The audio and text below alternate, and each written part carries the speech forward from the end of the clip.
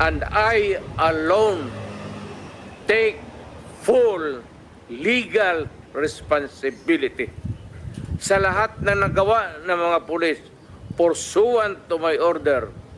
Ako ang managot at ako ang makulong, wag yung pulis na sumunod sa order ko. Kawawa naman, nagtatrabaho lang. Yun ang gusto kong sabihin sa Pilipino at mabutit niyaya ninyo ako dito. Once and for all, yan ang gusto kong sabihin sa tao. Alam mo, matagal ako nagturo sa aming bayan sa Police Academy. When I was a prosecutor,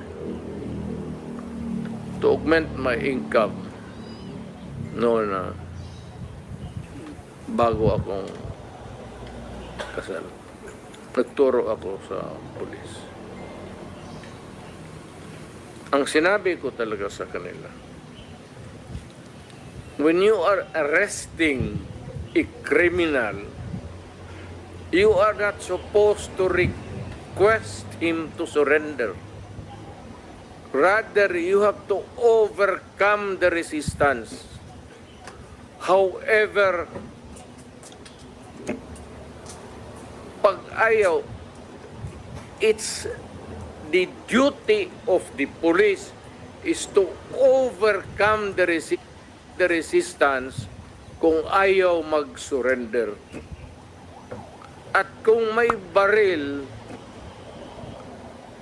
at kung tingin mo, sabi ko sa mga pulis doon sa academy, mamamatay ka, barilin mo sa ulo, patayin mo at least one less criminal in the community. Yun ang utos ko when I was a fiscal and I was a professor doon sa Police Academy. Yun ang turo ko sa kanila. No quarters given, no quarters asked. Criminal ito.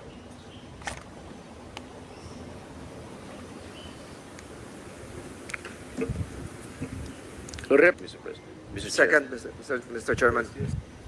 Yes, it was never the intention to deny the former president to give his opening statement. But upon motion of my colleagues, we are going to give the president the first priority now to give us his opening statement.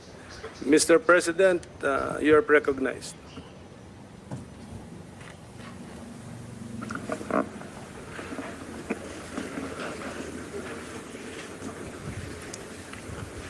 Before anything else, Senator, I'd like to thank the committee for inviting me para once and for all malaman natin ang totoo. So, I would like to request sa inyo na huwag ninyo akong ituring president or kaibigan. Treat me as a witness and tignan natin kung lalabas yung totoo. So, with your permission, at maraming salamat po sa inyong lahat for inviting me. I'd like to start my mandate as President of the Republic was to protect the country and the Filipino people. Do not question my policies because I offer no apologies, no excuses, I did what I had to do. And whether you believe it or not, I did it for my country. The war on illegal drugs is not about killing people. It is about protecting the innocent and the defenseless. The war on drugs is about the eradication of illegal substances such as shabu, cocaine, heroin, marijuana, party drugs, and the like, as a menace which ruins people, families, communities, and relationships, and tears apart the social fabric which binds society together in peace, harmony, and brotherhood. It is not unlike slogans which serve as calls for a better future, such as the war on waste, war on corruption, and war against climate change. I have always viewed people addicted to illegal drugs as victims and patients requiring medical help, and not as criminals. That is why when the war on drugs slogan came into being, coined as first as a message to the people of Davao City to stay away from illegal drugs. But at the same time, I had a drug rehabilitation facility constructed in Davao City, a city government expense, manned by Davao City government doctors, psychiatrists, nurses, and health workers, among others, to look after the complete rehabilitation of those addicted to illegal drugs. I believe then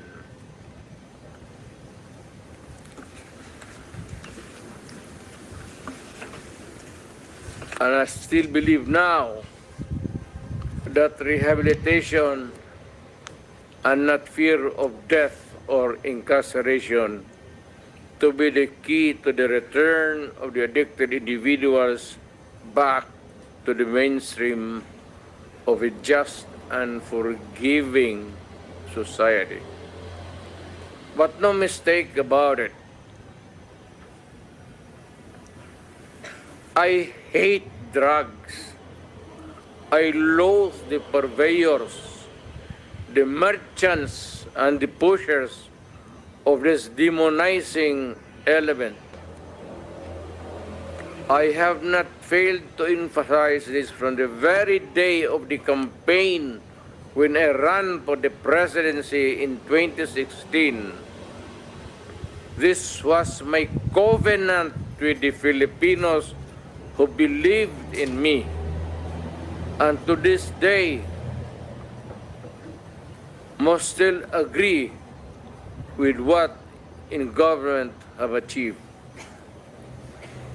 It is unfortunate that drug-related crimes are on the rise again. Every day you can read about children being raped, people getting killed and robbed. And just recently, a drug den was raided within the Malacañang complex. This clearly manifests that the purveyors of this menace are back in business.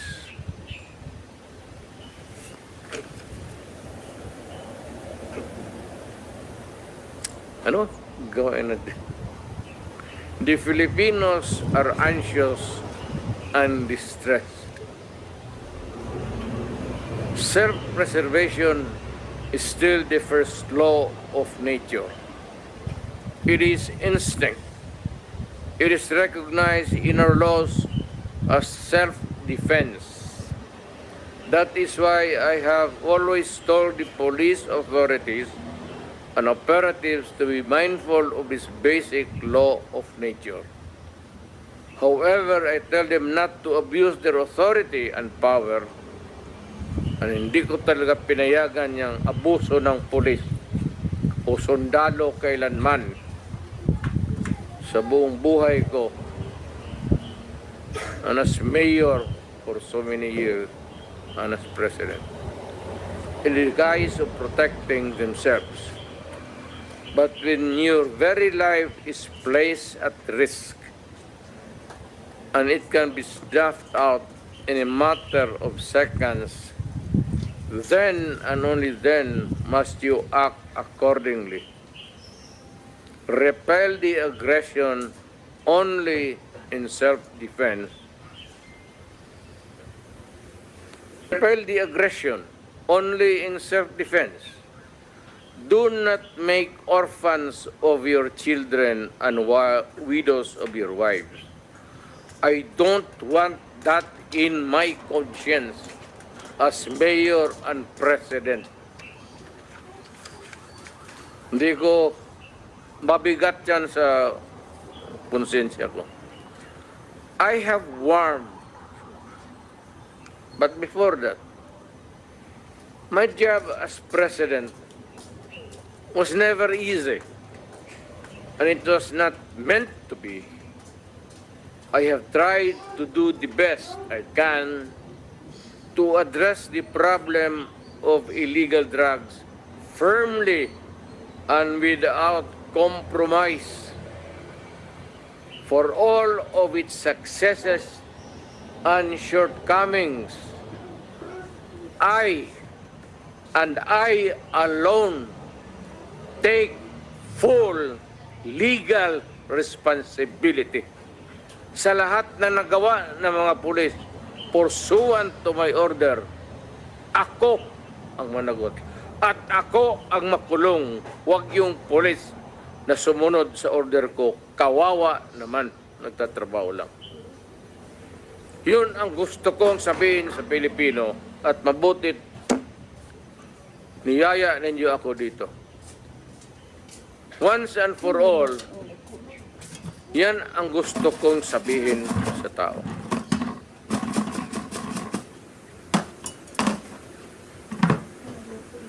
I have warned all of you as your president then and as a private citizen now. Drugs will destroy the Filipino. It will destroy my country, and I will never allow it. Baski ako empleyado sa gobyerno o private citizen, I will do what is necessary to protect my country, my community, at yung mga anak natin. This is a matter of principle. At papagkamatayan ko yan. Maraming salamat. I'm ready to answer your question. Thank you, Mr. President. But now,